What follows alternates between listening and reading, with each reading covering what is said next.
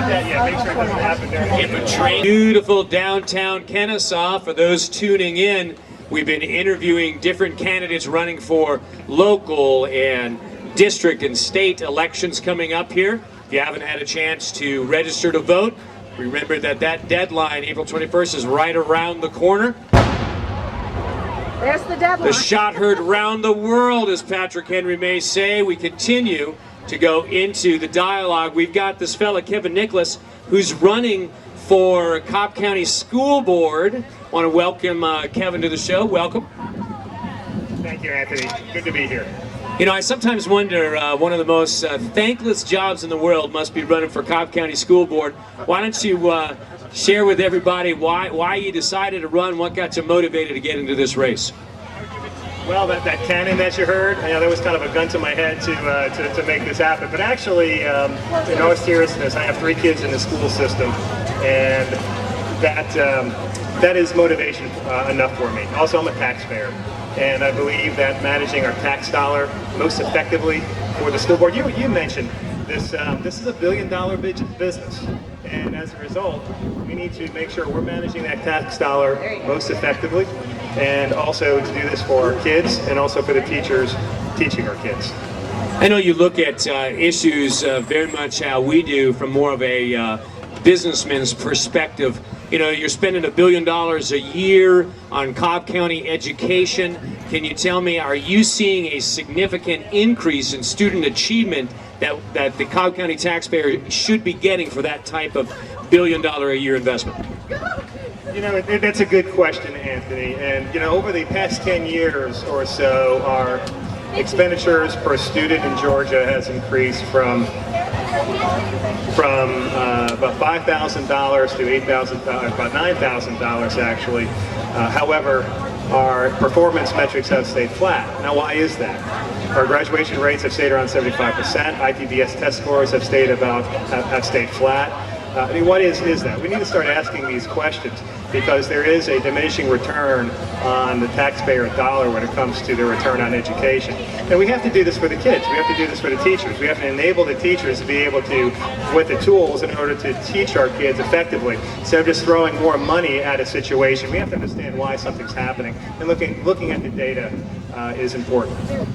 You know, appreciate the fact that I read the headlines every morning. This morning, I was reading how the current incumbent, Scott Sweeney, unbeknownst to his constituency, had taken a position as a consultant to a education technology firm that sells electronic whiteboards, and obviously saw some of your comments there.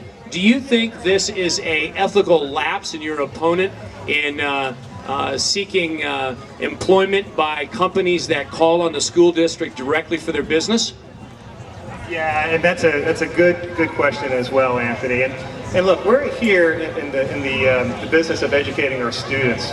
So whenever we have a situation that can compromise that, we have issues, and it's awkward. I like to think that we need to get past these distractions in order to focus on the real issues of the budget, of increased class sizes, etc. However, we can't ignore the situation that occurs when we have a lack of transparency of that nature. We really get put at a disadvantage. For instance, not being able to vote on technology issues because of the ties back to this company is a real issue. We hire our representatives to be in a position in order to make these important votes. And at a minimum, if you can't make votes on these issues that represent the public and specifically our Post 6, that's awkward at best. So yes, I do believe that is an issue, and we've seen some lack of transparency already, and this continues. I prefer to focus on what these issues are, try to get past these distractions, and really for the benefit of the student and the teachers teaching these kids. What do you think are the 2 major issues confronting student achievement today in Cobb County, and what will you do if elected to be able to focus upon those and be able to come to a real-time objective? Yeah, well, there's a number of issues that we have going on as far as what's keeping our students to status quo versus throwing more money at the situation and not having better results. I really think the first issue is the management of that budget, because if you don't have the $79 million budget deficit, it puts our teachers at an extreme disadvantage in order to teach our kids, and that shows itself in classroom sizes where we don't have, we can't come down to the state standard for the classroom sizes, meaning overcrowded classrooms. My daughters who go to East Cobb Middle School, and sometimes they have to sit on the floor. It's not a good situation when you have a lot of kids in one room. It affects performance. We need to get classroom sizes down. That's a budget issue. The other issue is this intrusion of the federal government with Common Core. I don't think that we should be, our hands be tied and the strings attached to a federal program on Common Core, which prohibits us from doing what's best and right for our kids. And I think that's another big issue, that we need to take control back and be able to allow our teachers to make the proper decisions to educate the kids. Isn't it true that on a local level, as far as in school board to school board, that school boards can actually vote not to be a part of the Common Core program?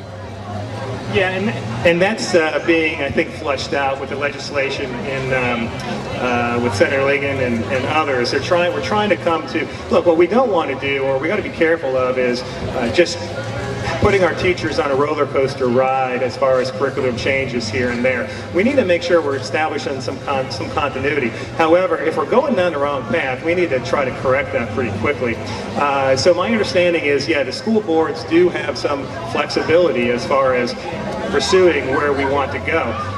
But there's certainly influence there at the state level, and we need to bypass that, and we need to make sure that we're managing our local business and our local kids that's the best for them, and enabling our teachers to do so.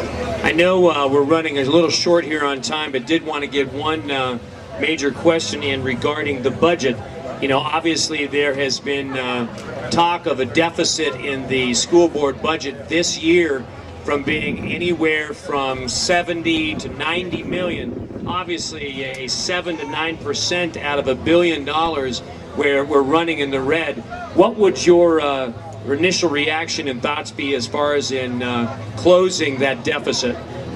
Yeah, and that's one of the most pressing issues that really permeates through everything else. When you have a budget deficit like that, it's very difficult to be able to provide the resources.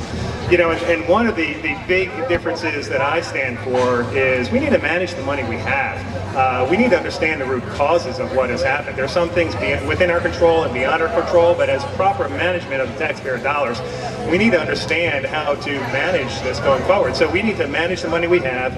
At the same time, keep an open mind for new money to coming in. However, raising taxes at this point is not the answer. We really need to manage this money and to really make the proper business decisions, as opposed to some of the folks on the school board who want to throw more money in the form of higher taxes at this.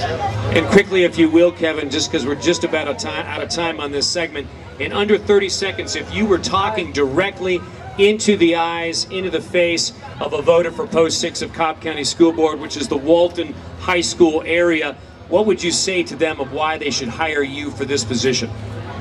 Thank you, Anthony. And the main reason is I have 3 kids in the school system, just like many of you, and that's my vested interest. I'm also a taxpayer. I'm not pleased the way the tax money has been spent most recently, the past couple of years. We didn't get to this position overnight, and so it's not going to change overnight, but we need to steer the ship back on course. I also have over 25 years in the business experience, and I believe it takes a business mentality to on the board. Board diversity is very important. You need educators, you need parents, you need business people. And I believe my experience as a business professional in managing multi-million-dollar budgets will be an asset to the board. We want to thank Kevin Nicholas for being on the show. Do what you need to do. We appreciate everyone that steps to the plate when it comes to running for political office.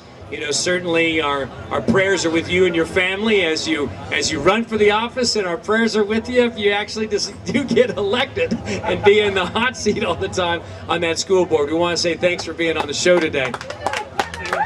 We'll been my privilege to be elected and also the privilege to be here, Anthony. Thank you. Thanks once again. We're going to go on break. When we come back, once again, down here at the Big Shanty Festival, continuing to ask the questions that need to be asked, tackling the issues head on. When we come back, we've got a fellow that's running for governor. His name is David Pennington with a capital P.